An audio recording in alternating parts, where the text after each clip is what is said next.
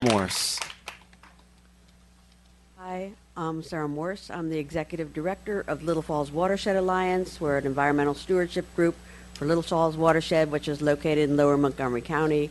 We have over 100,000 members on our email list and come to our events. And we're located in a very dense and urban area with a lot of development and infill.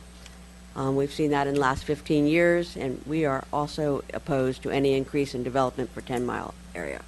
I know firsthand about what even a tiny little increase in impervious surfaces can do to a creek. Almost 20 years ago, when my daughter was in 4th grade, I became the stream team leader for the Somerset Elementary School, and for the next 14 years, I led 4th grade field trips to monitor Little Falls Branch. 6 times a year, I took all those little 4th graders out to the creek. It was really big fun. We found lots of microorganisms. They learned about environmental stewardship. They learned about environment.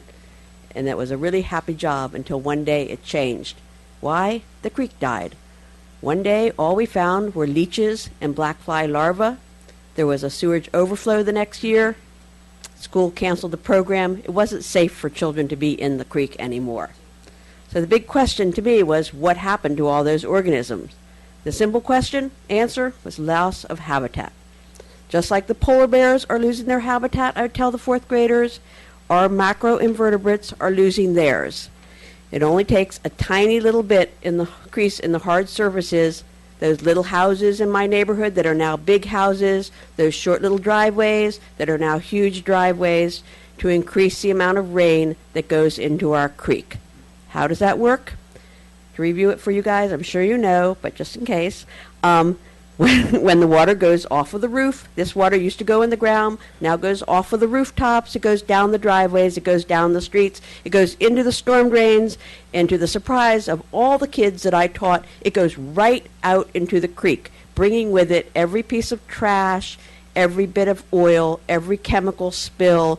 Anytime you wash your car on the driveway, that soapy water is going to go into the creek.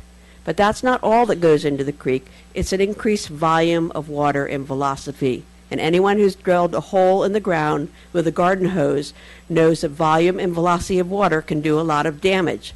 Those macroinvertebrates are tiny. They sit on the rocks. This is a big tsunami for them. It kills them.